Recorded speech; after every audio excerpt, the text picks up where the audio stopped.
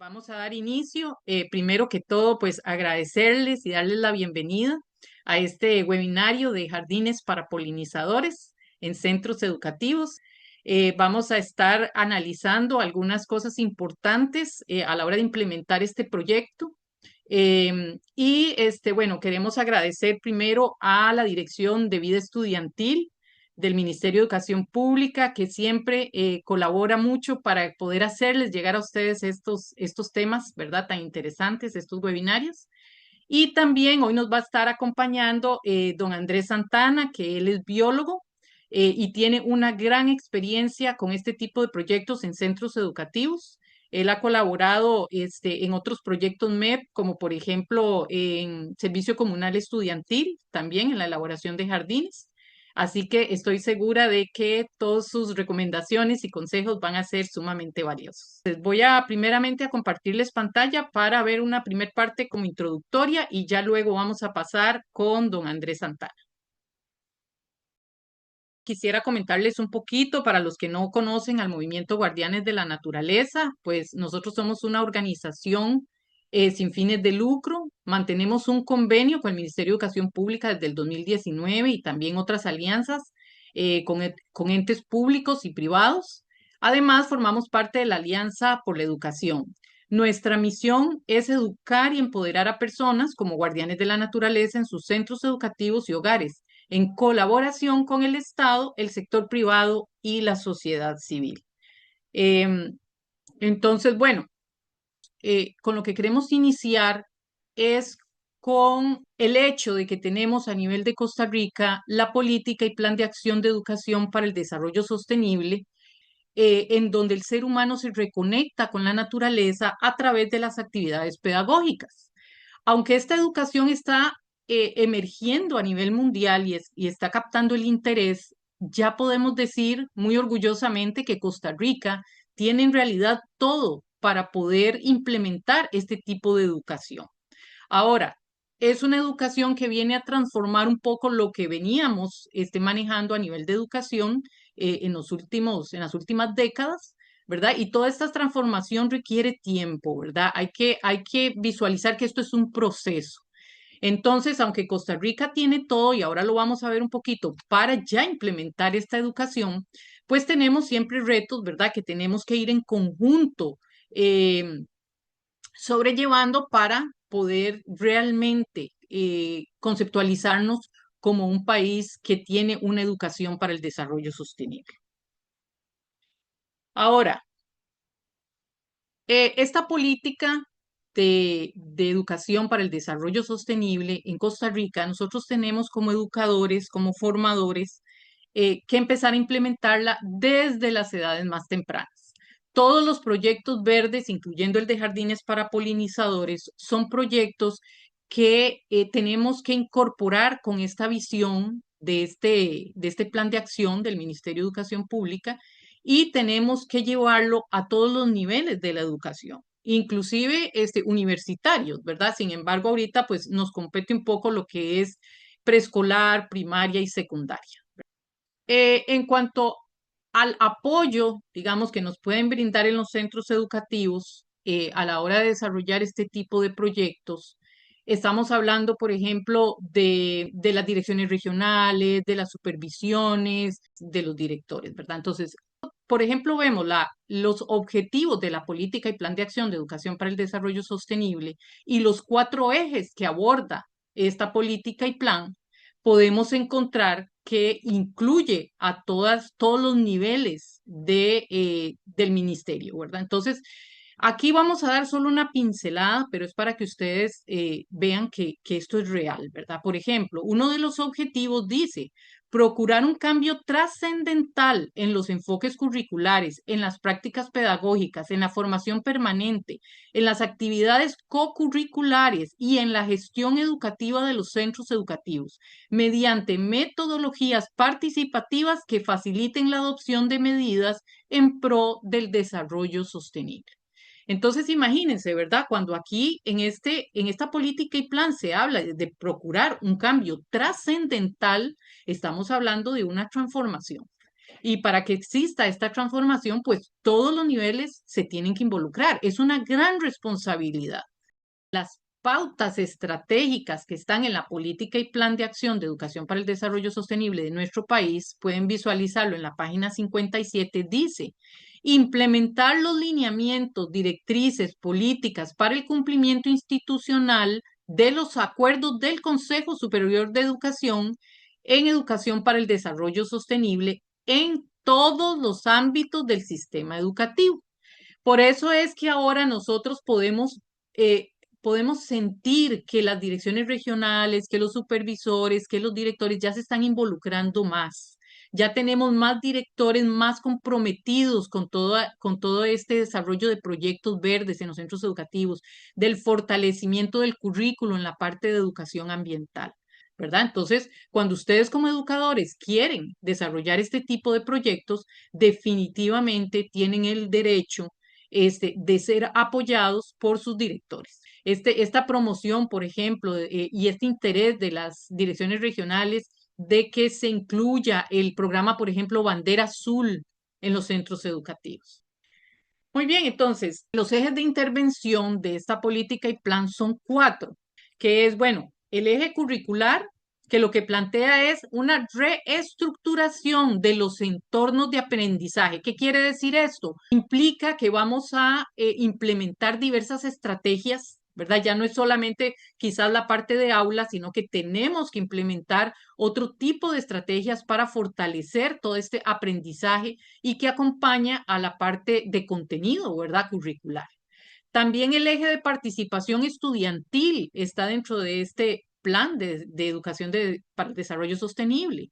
¿Por qué la participación estudiantil? Porque es donde llevamos el aprendizaje exploratorio, es donde llevamos este aprendizaje más allá de los espacios curriculares, ¿verdad? Entonces aquí, justamente aquí en este eje de participación estudiantil, tenemos la parte de proyectos, ¿verdad? Como compostaje, como jardines, este, como manejo de residuos, ¿verdad? En donde involucramos a los estudiantes.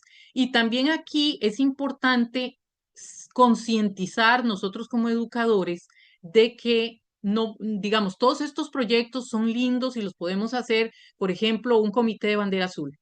Que se organiza y lo hace, pero si no involucra a los estudiantes, no estamos realmente implementando el plan de acción para el desarrollo sostenible, ¿verdad? No estamos educando a nivel ambiental. Luego tenemos el eje de formación docente, ¿verdad? Que aquí lo que implica es que como docentes también tenemos que estar capacitados para poder desarrollar estas estrategias. Por ejemplo, este webinario, ¿verdad? Muchos sí queremos hacer un jardín muy lindo y lo vemos el potencial que tiene a nivel pedagógico, pero tal vez nunca hemos hecho uno, no sabemos ni por dónde empezar, ¿verdad? Entonces, tenemos que capacitarnos. Los mismos directores, ¿verdad? A veces quieren apoyar a sus educadores para que hagan estos proyectos, pero a veces el mismo director pues nunca ha tenido experiencias en este tipo de proyectos y necesitan capacitarse. Entonces, brindarle a los docentes estos espacios es parte de ese compromiso que deben tener las supervisiones, los directores, las direcciones regionales. ¿Verdad? Entonces, también tenemos el eje de gestión del centro educativo dentro de este plan, que viene a ser el liderazgo del director. Entonces, para que ustedes vean que definitivamente el involucramiento del director es esencial. Imagínense que, por ejemplo, aquí se está incluyendo la parte administrativa sostenible. ¿A quién involucra? Directamente a las juntas de educación, ¿verdad? Entonces, muchas veces sabemos que, por ejemplo, la parte presupuestaria de las juntas de educación es sumamente limitada. Eso es real, ¿verdad? Pero a nivel de junta también es importante que apoyen o implementen proyectos, por ejemplo, de emprendimientos para generar estos fondos, porque esta parte de implementar proyectos que fortalezcan la educación, la calidad de la educación del centro educativo, tiene que ser una prioridad. Voy a enseñarles un poquito de esta política, nada más para que ustedes vean. Pueden ir, digamos, si quieren ir un poquito más al punto, pueden ir a partir de la página 50 Vean, por ejemplo, acá, uno se puede preguntar, bueno, ¿qué tiene que ver un proyecto de jardín para polinizadores con todo esto?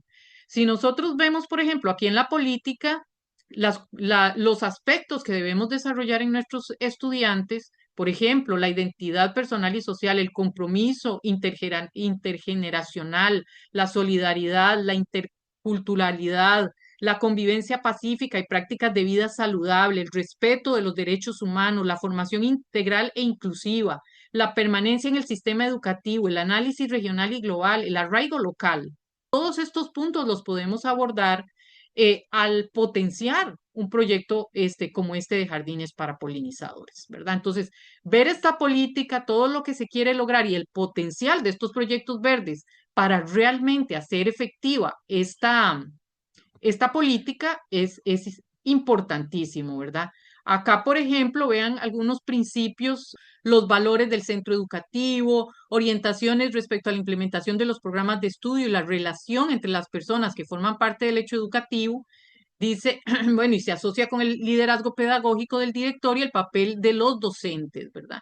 Aquí, bueno, todo esto, aquí ustedes pueden ver también cómo desarrolla los ejes, ¿verdad? Aquí está súper explicado cada uno de estos ejes.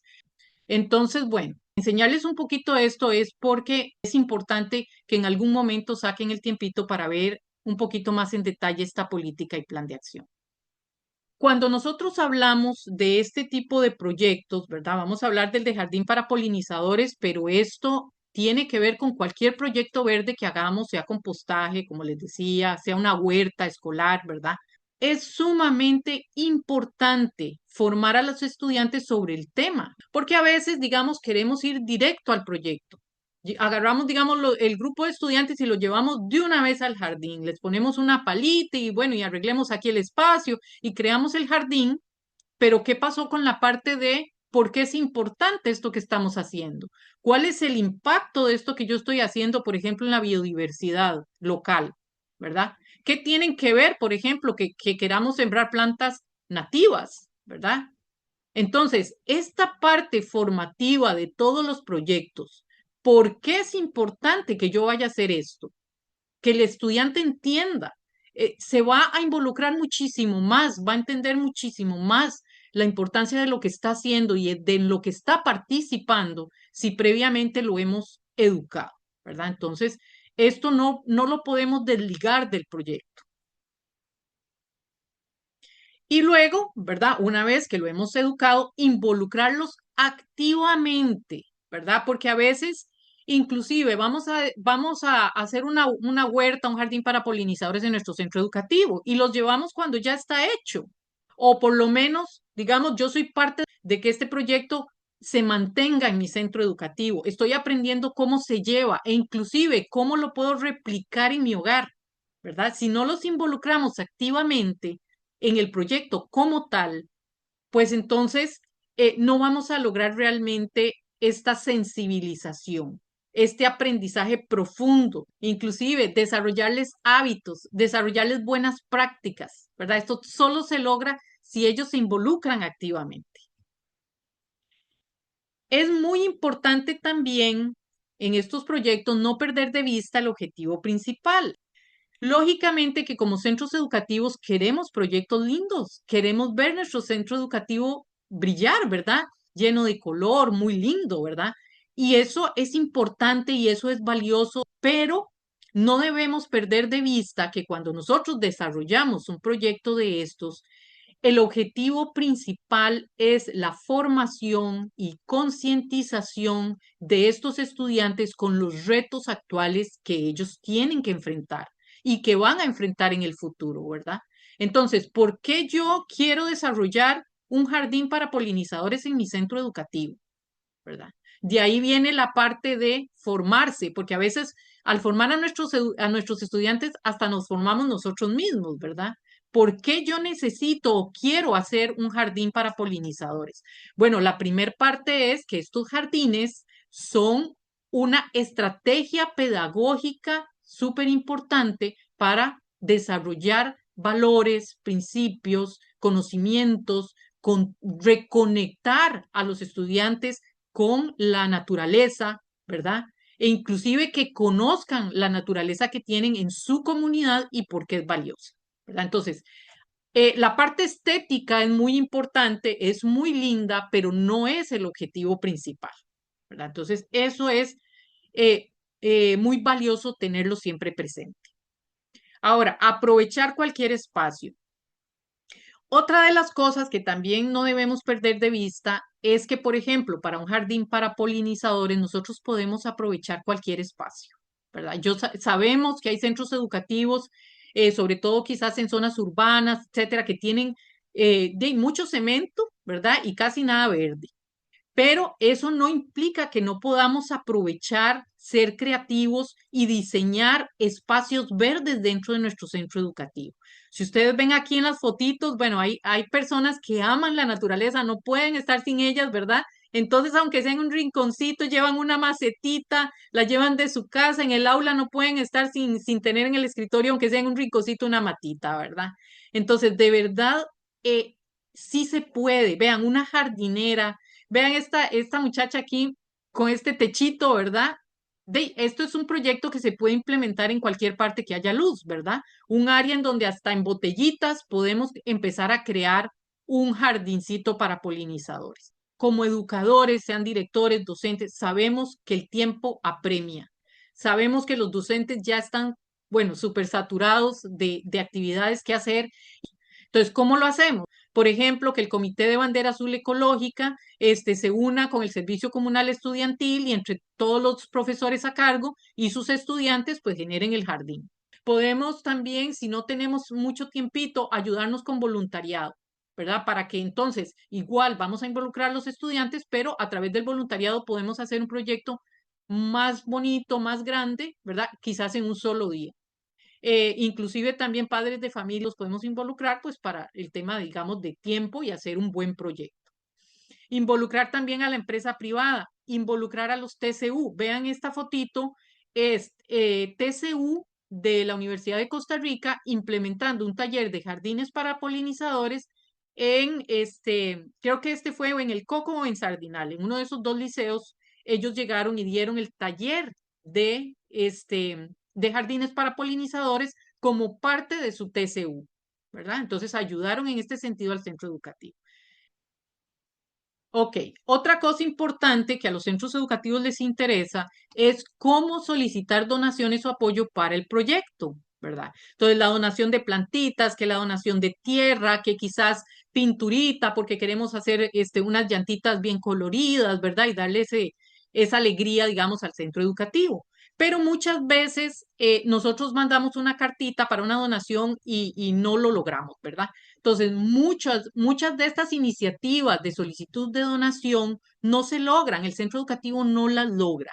Y muchas veces eso es porque no visualizamos muchos aspectos a la hora de contactar con una empresa, pero a veces tenemos que incursionar en todo para poder lograr nuestros objetivos en nuestros proyectos. Entonces, hay cosas importantes que pueden ayudarlos a ustedes a tener éxito a la hora de solicitar apoyo financiero o de materiales para el centro educativo. Algunas de las cosas que quizás van a ver aquí, que ustedes pueden decir, bueno, nunca lo había pensado, ¿verdad? Por ejemplo, ¿qué intereses comunes tienen con la empresa?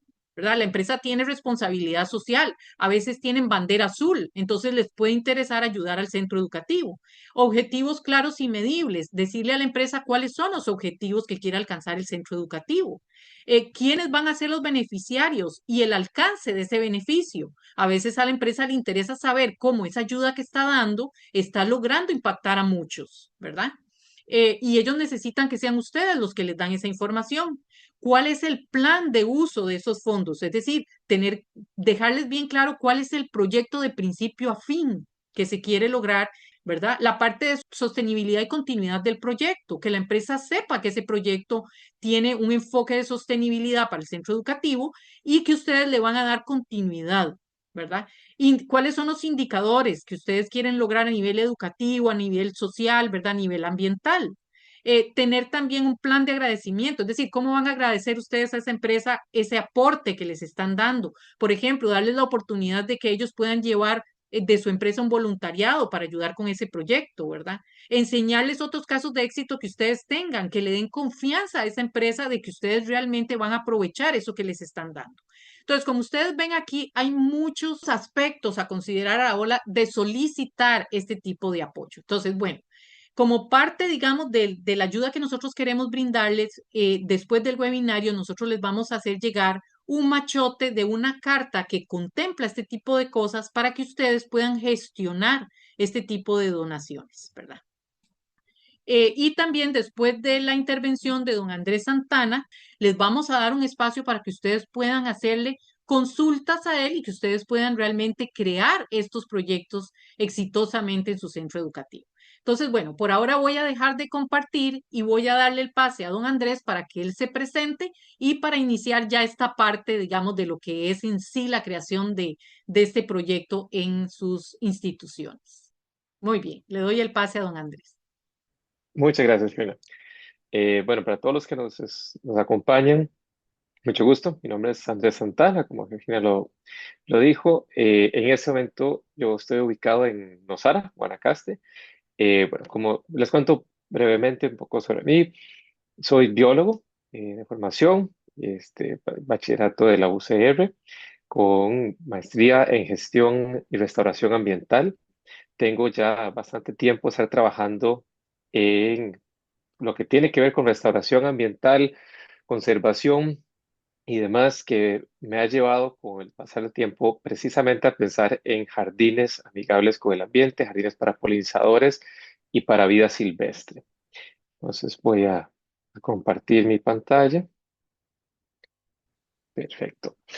Bueno, lo que les voy a comentar un poco es más bien para darle un enfoque incluso más amplio que solo la parte, digamos, de polinizadores y sin duda ayuda muchísimo a conectar con las personas en los centros educativos, porque esto, bien lo decía Georgina, no es, eh, incluso no es solo el estudiante, o sea, ustedes como docentes y como líderes en sus centros es parte de lo que nos conecta a todos.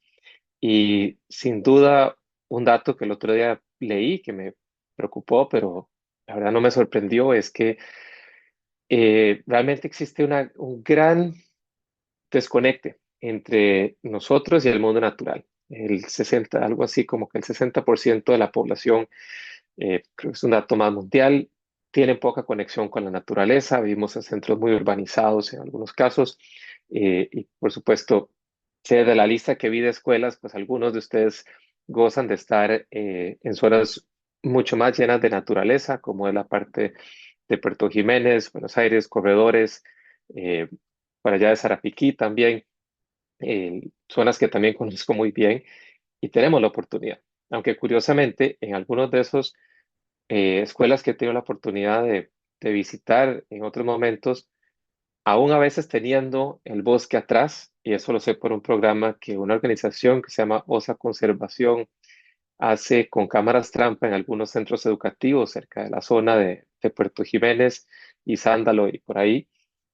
Hay muchos niños que no se dan cuenta que ahí nomás que está el bosque, en su propia escuela están pasando fauna nocturna y demás, y a pesar de estar ahí, eh, a veces aún así estamos desconectados, ¿verdad? Y mucho más ahora que los adolescentes y para arriba, a veces hasta menores tienen pantallas y quedamos todos pegados a un teléfono. Entonces, aquí lo que quiero comentarles es más bien ese enfoque, qué es lo que hace que un jardín sea amigable con el ambiente, ¿verdad? Desde luego, con un enfoque hacia vida silvestre. Pero para dar un poco de contexto, a mí siempre me gusta pensar como biólogo en la conexión macro, irlo llevando, digamos, al cómo cada uno de nosotros aporta ese granito de arena. Es entender que Costa Rica definitivamente está cubierta por bosques tropicales, somos un país tropical, tenemos según la clasificación, entre 12 a 30 tipos de bosques tropicales distintos, según dónde estemos en el país, lo cual es lo que hace que seamos un país particularmente biodiverso. Pero dentro de eso entender que los bosques tropicales en realidad a nivel mundial cubren cerca de un 4% de la superficie del planeta, aunque pues, desde luego hay deforestación, pero en ese poquito espacio, esos bosques tropicales son responsables de albergar cerca del 50% de la vida que tenemos en el planeta. Y eso es para mí el punto de partida de la importancia de lo que queremos hacer cuando empezamos a trabajar en un jardín, por más que sea en un centro urbano, es que estamos volviendo a recuperar pequeños espacios para la vida silvestre, que depende precisamente de estos hábitats. Ahora bien, vamos a ese componente urbano. Tenemos un dato, esto fue publicado en el 2020, dato científico, claro, como biólogo siempre me apoyo en esas partes, que es un poco preocupante, y es que con la expansión urbana que se da a nivel global, Costa Rica no está exento de esto, estamos en un proceso que vamos a impactar de forma importante las áreas silvestres protegidas que tenemos. Costa Rica, sabemos, probablemente muchos de los que estamos en este webinario, tenemos alrededor del 30% de nuestro territorio nacional, la parte terrestre, protegida bajo algún mecanismo de protección, desde una reserva forestal, ¿verdad? O zona de protección, que así lo llaman SINAC, hasta un parque nacional o reserva absoluta natural, como el caso de Cabo Blanco. Si sumamos todo eso, hacemos cerca del 30%. Pero tenemos otro componente que es externo a eso. Y eso ahí es donde tenemos las zonas de amortiguamiento, ya sea por desarrollo urbano, por lo que es el paisaje agrario, que va teniendo todo ese impacto, ¿verdad? Y es preocupante pensar porque, claro, somos un país pequeño y tenemos un montón de biodiversidad. Algunos datos dicen 5% de la biodiversidad mundial, otros lo suman al 6%, pero bueno, hay más o menos ahí. Lo que sí lleva el hecho es que conforme vamos expandiendo, las áreas silvestres protegidas también dejan de dar abasto y se ven degradadas. O sea que nuestras poblaciones de polinizadores, de aves y de otra vida silvestre está siendo afectada. Sin ese balance de cosas, nos vamos a ver afectados en muchos otros componentes. Y en particular, hablando de los polinizadores, sin los polinizadores, en esencia, no tenemos frutas. No sé si habrá alguien en el público que, por ejemplo, tal vez en algún experimento, algún CTP, hayan tratado de trabajar con vainilla, que Costa Rica tiene especies propias de vainilla. Si no se tiene el polinizador adecuado, hay que manualmente estar polinizando. Entonces, ahí es donde este balance entre el desarrollo que tenemos urbano y lo que tenemos que crear con protección hacia nuestros polinizadores es fundamental. Entonces, ¿qué llamamos jardines sostenibles? Jardines, en este caso, lo hemos hablado mucho hacia polinizadores.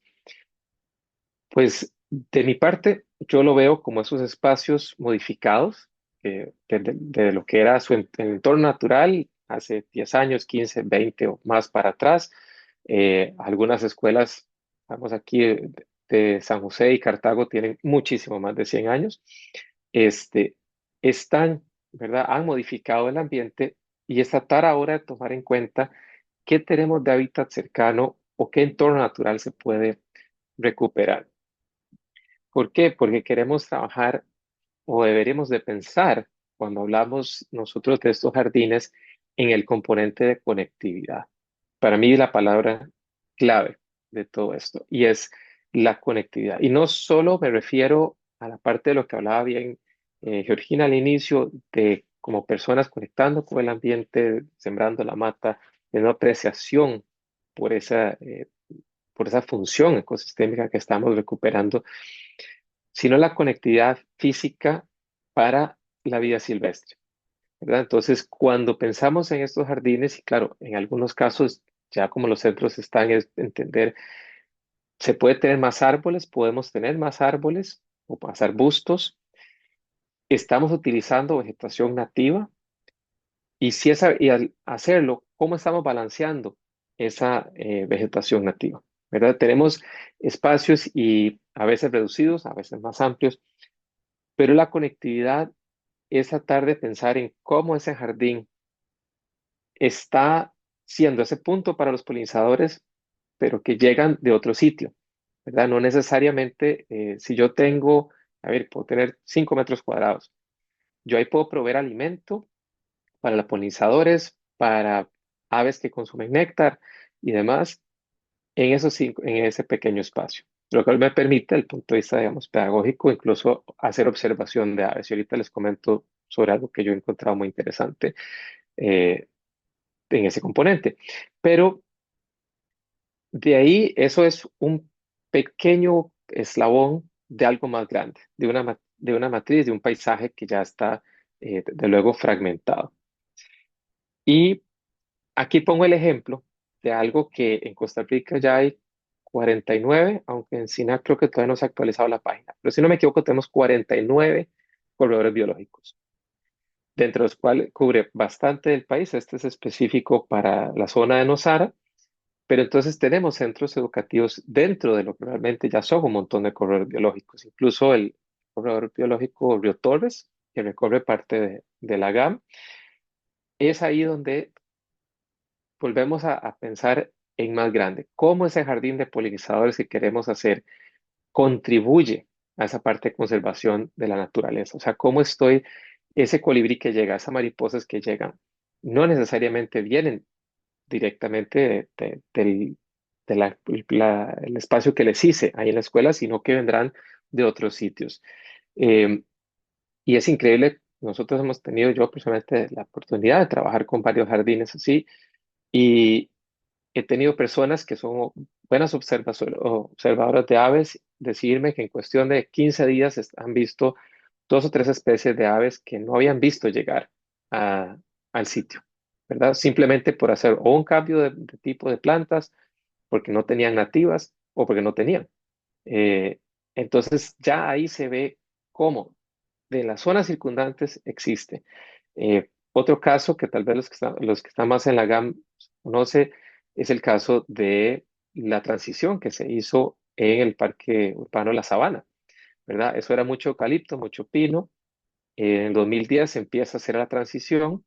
En cuestión de 4 o 5 años hay 27 especies diferentes de aves que antes no llegaban a la sabana. O sea, que quiere decir que están por ahí cerca. Entonces, si nosotros pensamos como corredores biológicos y cómo estos jardines pueden formar pequeños puntos, es para mí, digamos, lo que quiero que veamos cómo incluso se puede inspirar, para mí, el punto aquí, a los niños de los centros educativos, niños, niñas, personas que no solo estoy sembrando una mata, no solo estoy aportando a hacer una pequeña huerta, ¿verdad? Porque tal vez sí, tal vez no tengo un espacio enorme.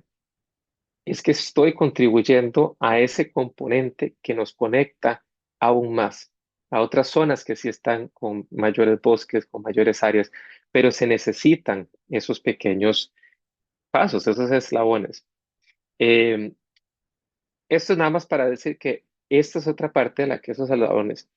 Aquí es un estudio que se había hecho para este correo biológico. Algunos lo tienen, otros no, que se puede encontrar la información, pero es la parte de resistencia, de desplazamiento. Y eso lo que quiere decir es qué tan difícil es para un ave, una rana, un felino pequeño, claro que va a depender de la zona del país, poder trasladarse de un área forestada a una totalmente expuesta. Esa resistencia nosotros podemos ayudar a suavizarla, a mitigarla, mejorarla, cuando, este, perdón, reducirla, quise decir, cuando trabajamos en estos jardines, cuando pensamos en cómo crear, el- as- estoy totalmente, incluso las mismas huertas.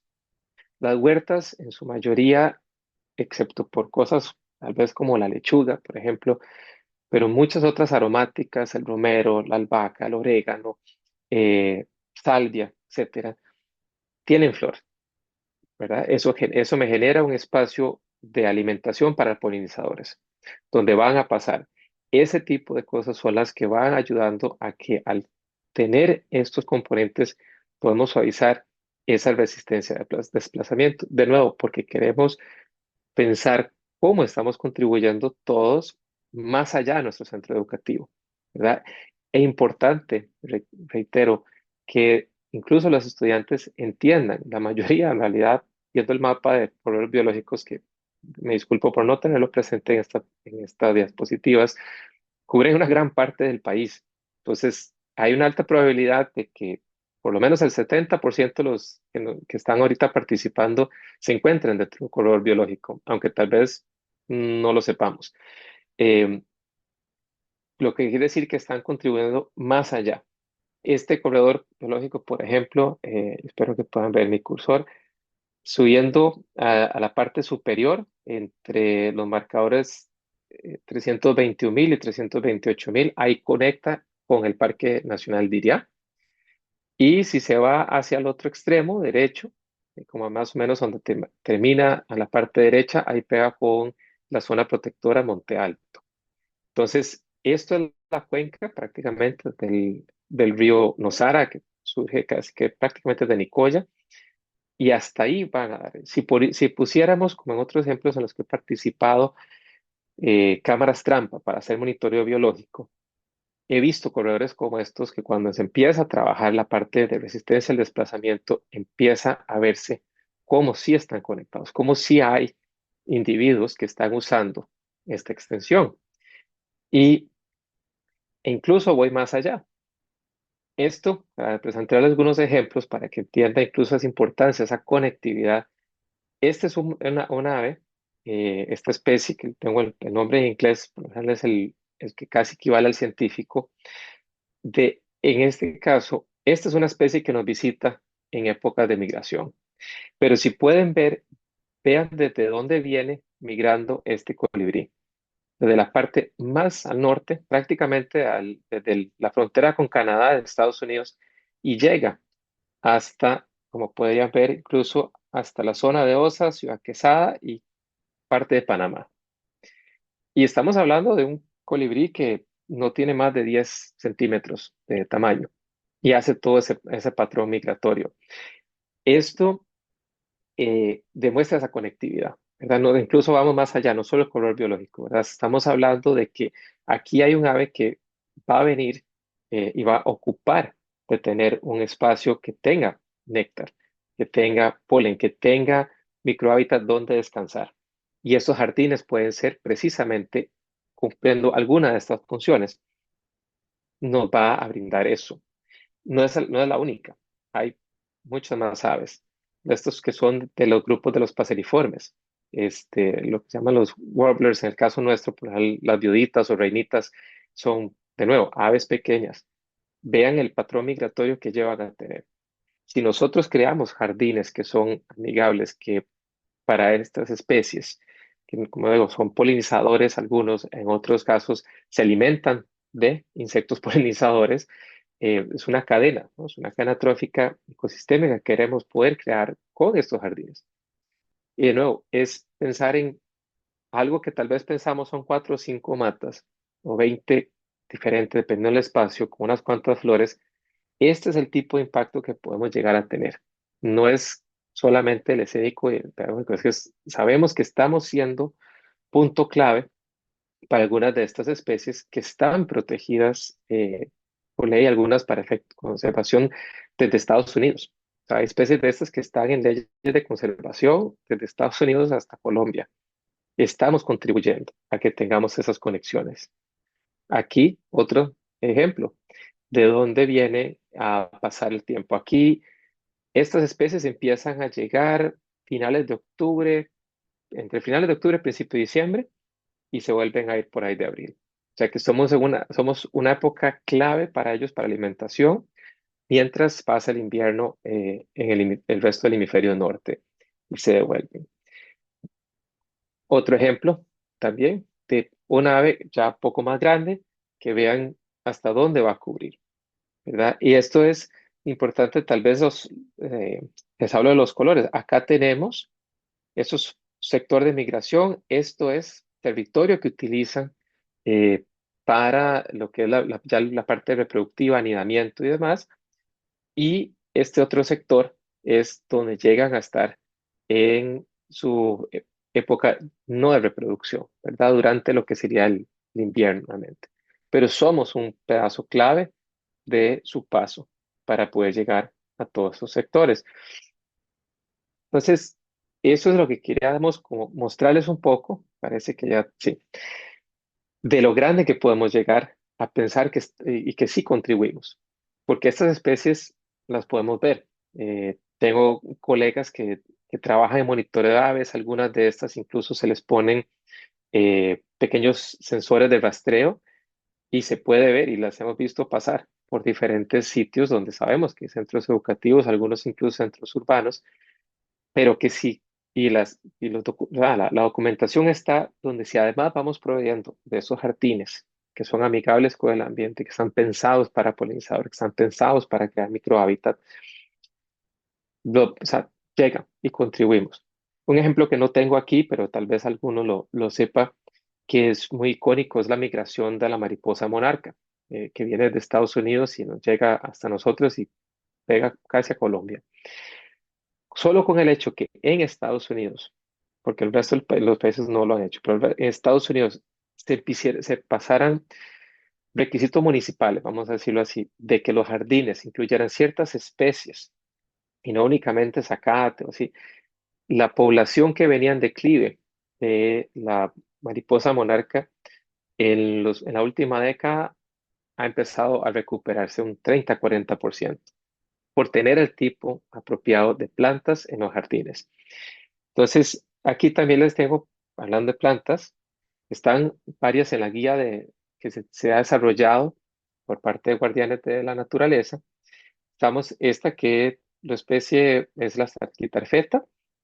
Muchos la conocemos como pico de gorrión, rabo de gato, rabo de zorro. Nombres comunes tiene un montón. Es una especie genial para lo que pueden ver que son colibrís, abejas, mariposas. Es muy resistente, incluso a la sequía. Una vez que pega este sol completo y posiblemente muchos la tendremos atrás en el jardín y hasta la veamos a algunos o sea, medio mala hierba, porque sí crece muy bien, es totalmente nativa, y funciona perfectamente para zonas de humedad a zonas secas. Esta es otra que a mí es mi favorita, es buena para zonas también de semisombra, que mucha gente le llama el camarón amarillo, en la especie Pakistaki lutea. Y pongo el nombre de la especie porque sé que los nombres comunes varían mucho, aún dentro de Costa Rica. Cuando hablo de esto, terminamos hablando de diferentes nombres y al final la misma especie. Este igual, o sea, nos cubre, digamos, estos tres grupos claves que ven ahí diagramados con crecimiento bajo, en el sentido de que los arbustos más grandes de esto andarán llegando a 1,5 metros, tal vez de alto.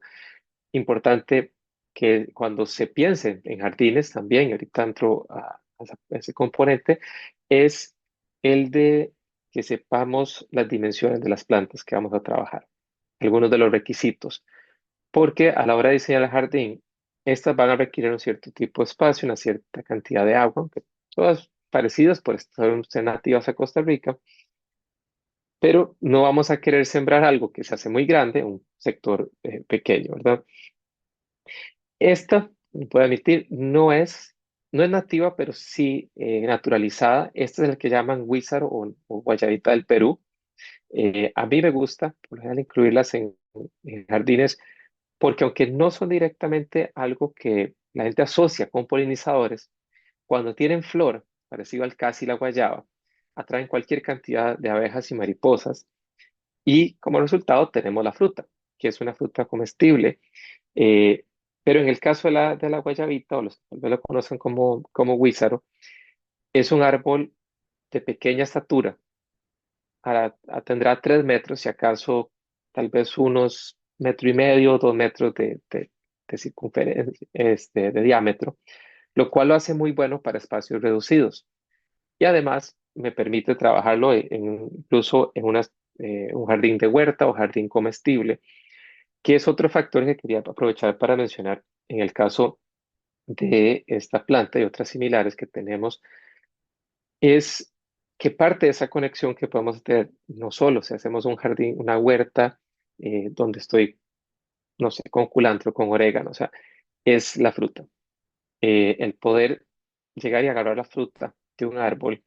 Sé que en el caso de los centros urbanos ya cada vez menos, pero todos los que posiblemente viven más afuera de la GAM y bueno, así un poco el caso mío, desde niños hemos tenido la oportunidad de ir a treparnos a algún árbol y agarrar alguna fruta. Y de ahí empezaban a hacer un poco nuestra conexión con la naturaleza y le da un sentido un poco más allá. Además de que es un árbol que casi que se mantiene solo. Entonces, es un buen ejemplo para todos aquellos que también tenemos una agenda bastante saturada. Este otro es el vainillo, que es otro excelente árbol a tener, muy resistente a todo tipo de cosas. Florea por lo general casi todo el año.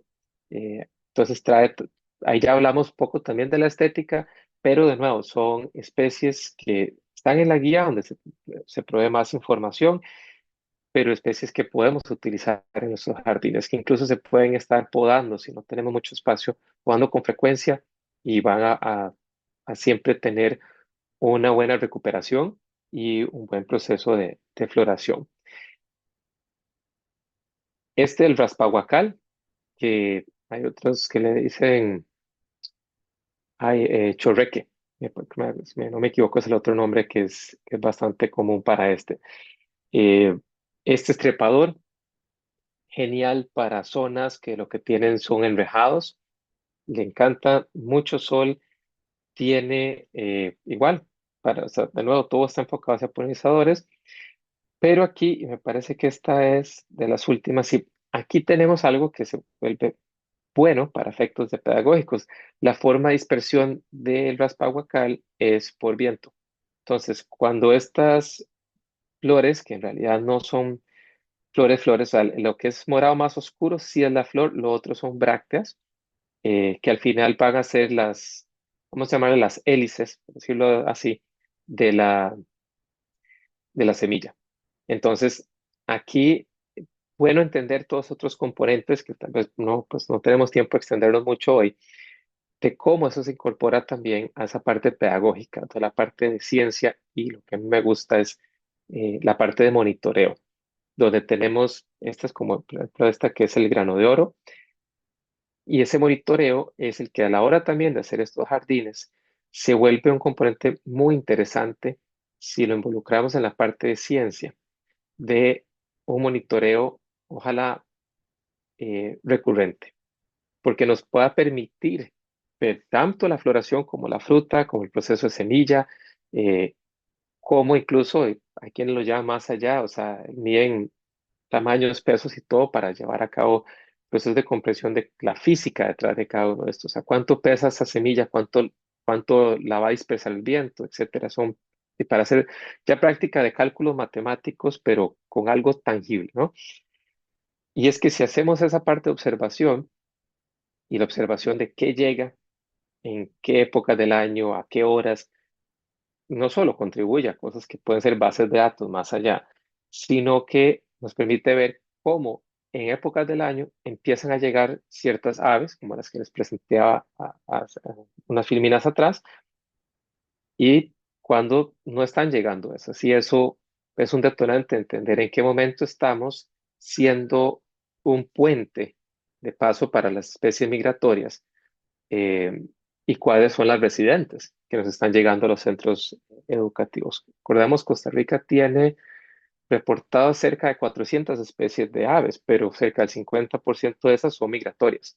Entonces, llegan en ciertos puntos del año y ahí hay, bueno, yo me inspiro mucho, pero ahí hay hasta cosas que podemos recortar, tratar de grabar, por ejemplo, los cantos de las aves y entender esos componentes, pero todo esto puede surgir a partir de estos jardines que se diseñan. De nuevo, por más pequeños que son, si vamos tomando en cuenta este tipo de componentes, tiene un efecto muy positivo.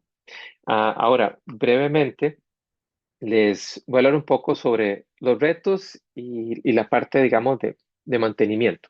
Y ya creo que ya con eso podemos entrar a lo que son preguntas. Retos, la que es la realidad. A la hora de instalarlo, para mí el reto que yo he encontrado en mi experiencia diseñando, instalando esos jardines, tanto para centros educativos como otros sitios, son las expectativas y percepciones. ¿A qué me refiero con eso? Que la expectativa a veces es que hemos visto fotos en internet, en Pinterest o alguna otra aplicación Y no necesariamente las plantas se comporten de esa forma. Las plantas son vivas, los jardines son, vamos a decir, un complejo, un sistema vivo que constantemente está en movimiento. Todos los días crece, todos los días una hojita se muere, se marchita una esquina, etcétera. Entonces, no necesariamente se logre siempre que el jardín sea este cuadro totalmente fotogénico, ¿verdad?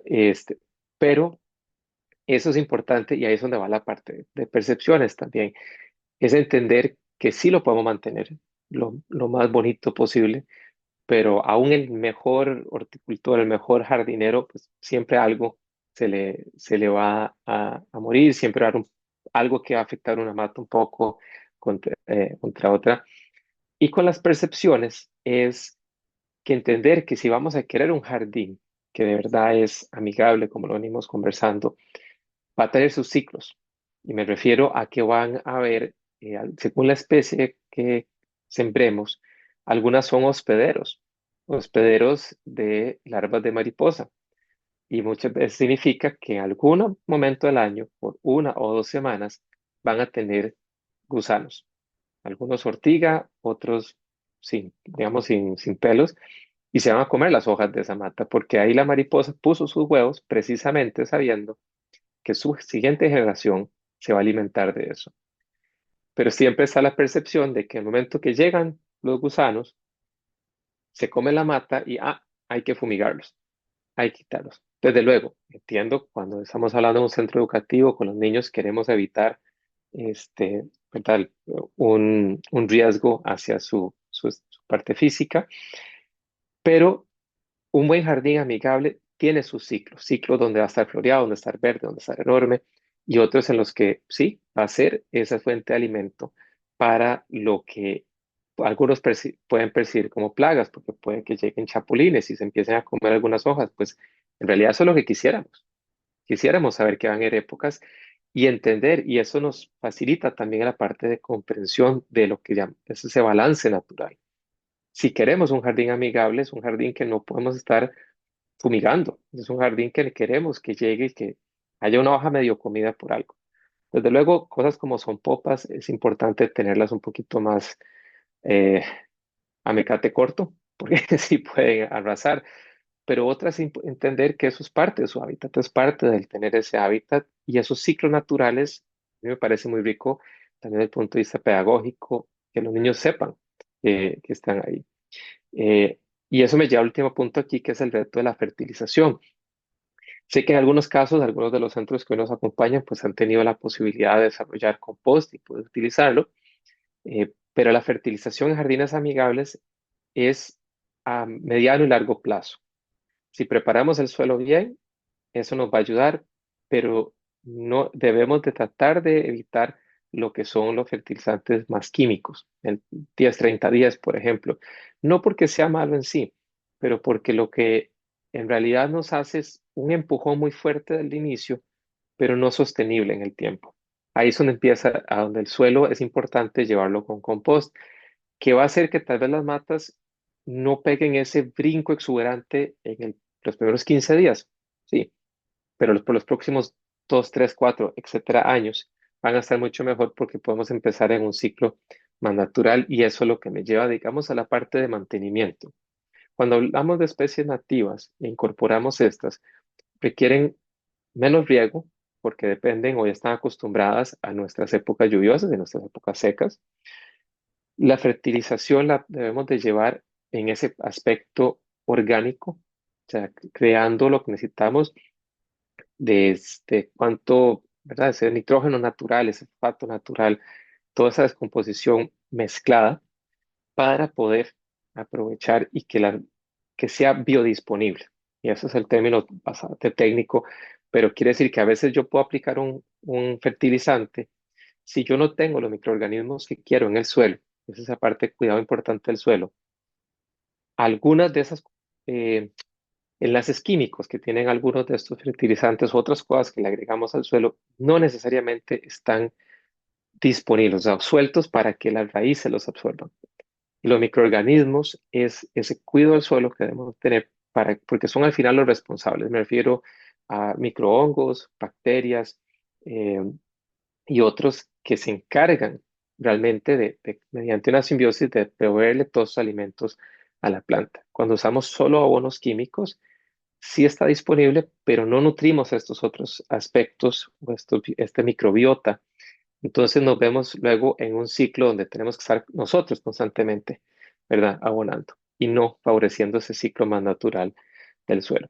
Y por último, la poda y entrenamiento es entender que según queremos, va a depender también mucho del, del jardín que estamos pensando, es qué tan a menudo podar, cuándo podar. Y el entrenamiento es si yo voy a tener, por ejemplo, maracuyá o voy a tener granadilla o el mismo chorreque que mencioné, hay que estar pendientes de irlos hebrando por donde queremos y podar para que vayan en la dirección que se quiera. Como hay tantas plantas y cada jardín va a variar, eh, en sí lo que puedo decir de la poda es que definitivamente procesos de poda deberíamos de forma general mantenerlos cercanos a cuando va a iniciar la época de lluvia. Si fuera el caso de volver a podar a mitad de la época lluviosa y ojalá en verano no tocar nada, salvo que haya buen riego, pero de lo contrario, ojalá no tocar nada. Tomar en cuenta que sí hay un efecto tal vez no es totalmente determinante, pero sí hay un efecto positivo de podar en la menguante y sembrar en la creciente con los ciclos lunares. Tiene que ver con temas de gravedad y asegurarse de que si vamos a podar algo, usar las herramientas apropiadas. Ojalá una tijera podar afilada y hacerlo donde, si digamos, si esta es mi punto, mi nodo, donde tengo la yema y la rama, ojalá podarlo a 45 grados aquí para que la yema no se lastime y se recupere rápido.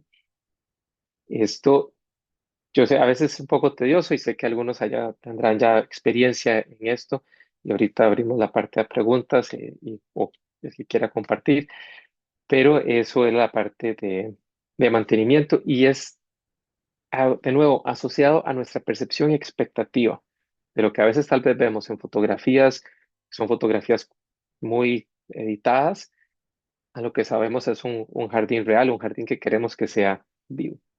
Y eso es lo que tenía para ustedes hoy y estoy a la orden. Muchas gracias, Andrés. Bueno, como siempre, pues nos apremia un poquito el tiempo, pero vamos a tratar de abordar las consultas que han realizado.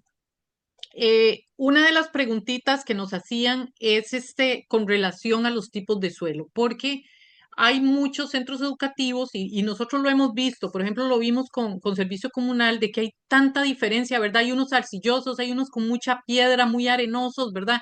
Entonces la pregunta es, ¿hay plantas para todos los tipos de suelo? ¿Cómo hace el centro educativo para identificar cuáles plantas le van a pegar en suelos difíciles? Ok, a ver, las plantas en general, si lo que tenemos es muy arcilloso, definitivamente, a ver, yo parto del hecho que muchas veces lo que tenemos de suelo para los centros educativos viene de hecho post-construcción, ¿verdad? Entonces quiere decir que muchas veces se ha raspado el suelo, se ha eliminado el suelo inicial. Entonces, muchas veces lo que ya estamos tratando es con un horizonte de suelo degradado. En casos como esos, mi mejor consejo, y lo he visto en varios sitios, es hacer, digamos, vamos a llamarle como un jardín o una macetera en suelo.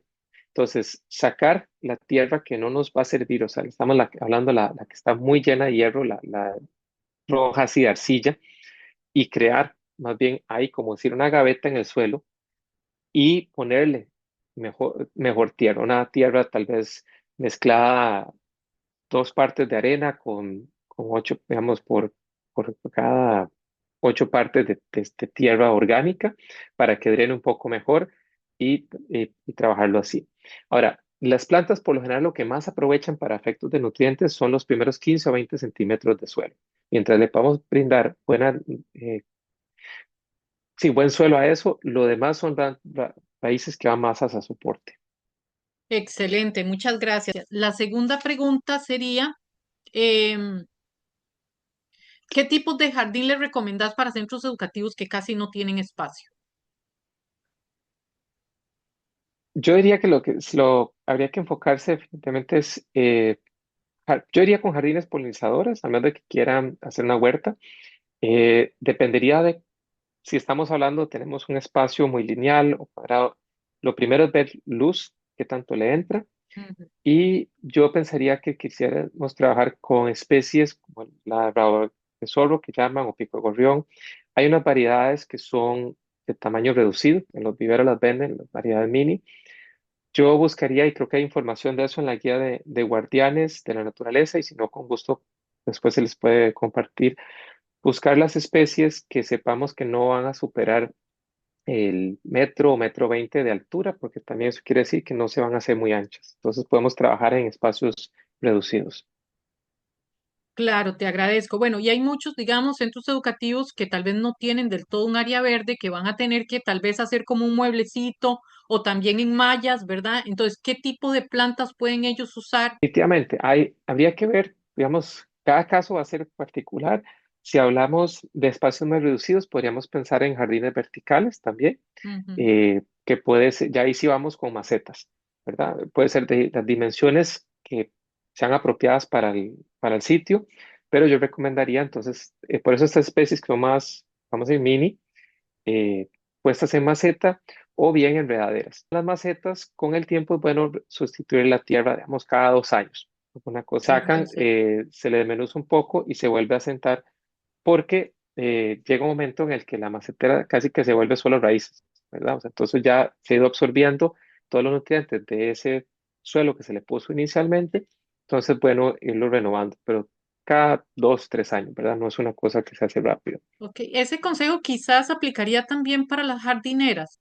Sí, si la jardinera, depende del volumen, si la jardinera tiene un fondo de concreto, sí es bueno cada cierto tiempo, de nuevo va a depender de las dimensiones, pero si suponemos algo de 50 centímetros de ancho, voy a decir por tal vez 2 metros de largo.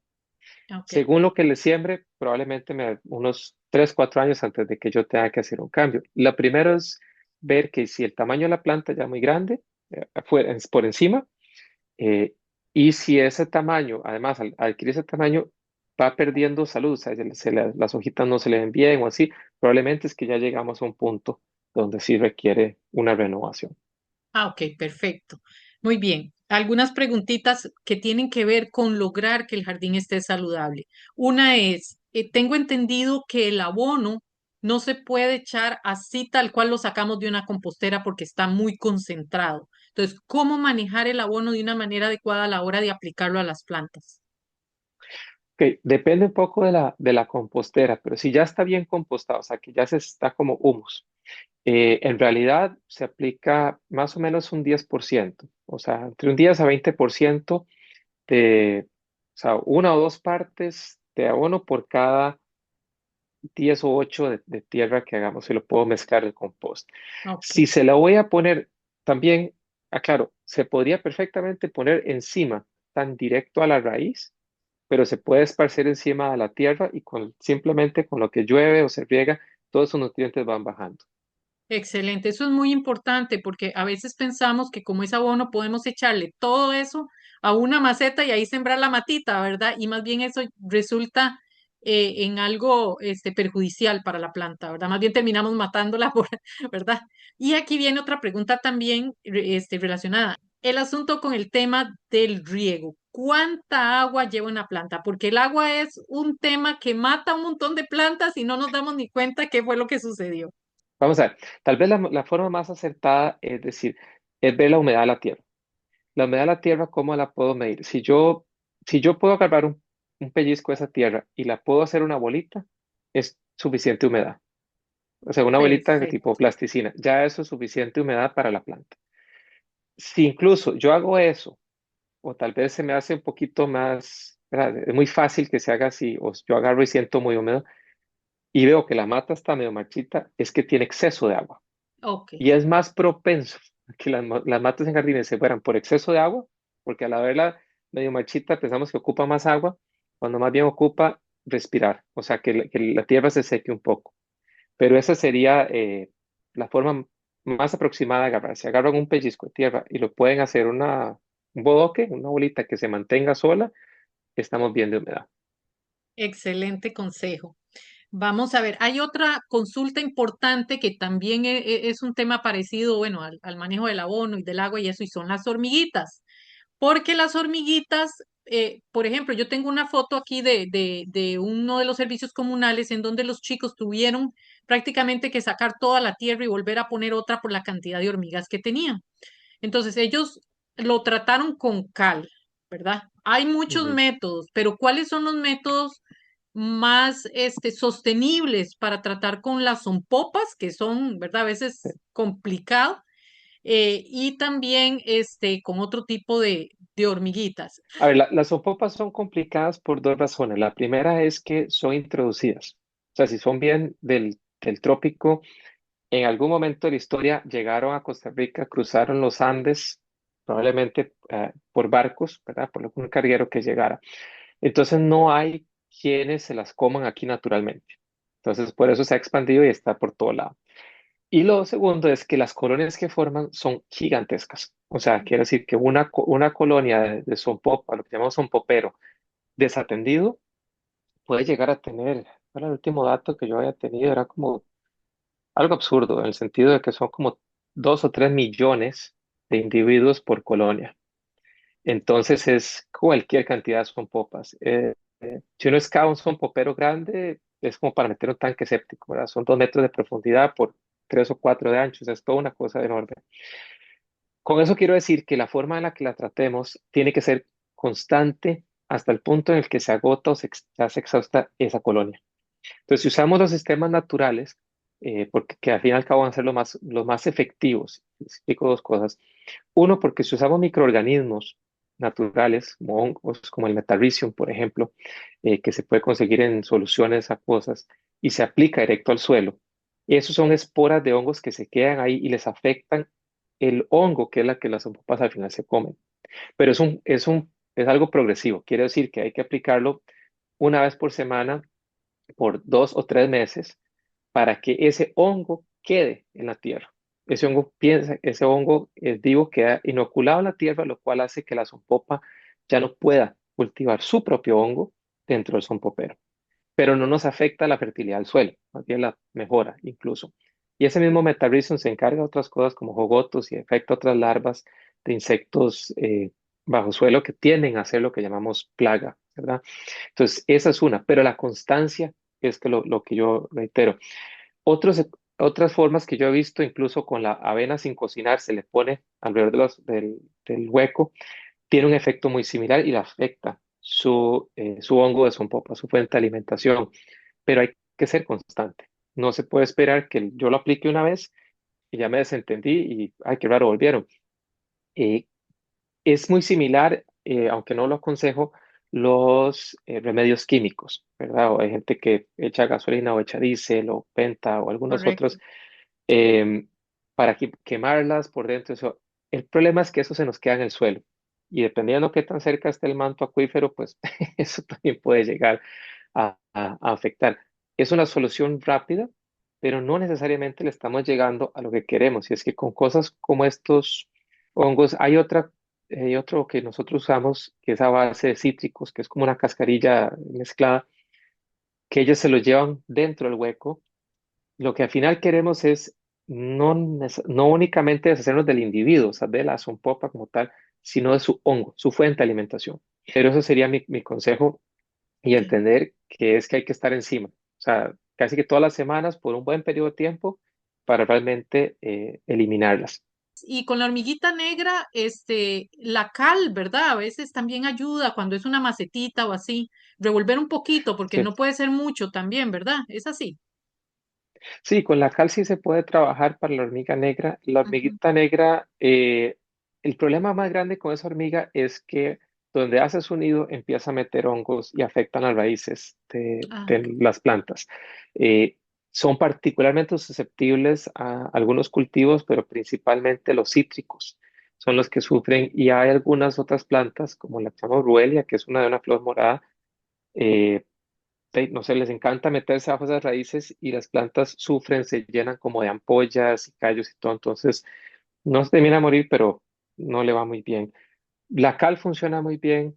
Nosotros hemos utilizado este hongo, que es el metarricio, y el hongo que se llama el Lecanicilium. Al final lo que estamos tratando es de Excelente. evitar que tengan su fuente de alimento, lo cual o las desplaza o en esencia las va eliminando. Eso es excelente. Entonces, bueno, para todos los que nos están escuchando, don Andrés después nos va a pasar esa información de los nombres de esos productos, ¿verdad? Las técnicas, y entonces se los vamos a compartir con las demás herramientas posteriormente, ¿verdad? Por medio del correo electrónico. Les vamos a estar compartiendo también las guías que tenemos muy buenas para que ustedes también tengan ese apoyo, ¿verdad? Y de igual manera, cualquier consulta que ustedes tengan, nos la pueden hacer llegar al correo de Guardianes, que es info@guardianesdelanaturaleza.org, o también nos pueden contactar al teléfono 8899-4222. Se los voy a apuntar por aquí y quedamos pues aquí al servicio de ustedes, ¿verdad? Para cualquier cosa en la que los podamos seguir apoyando. Bueno, muy agradecidos, muy agradecida con don Andrés por este espacio tan interesante. De igual manera también, ¿verdad? Y con la Dirección de Vida Estudiantil, que es la que nos permite tener estos espacios con ustedes. Y esperamos de verdad, ojalá hasta nos compartan fotitos de sus jardines para polinizadores. Bueno, muchísimas gracias a todos. Muchísimas gracias, Andrés. Hasta luego. Hasta luego.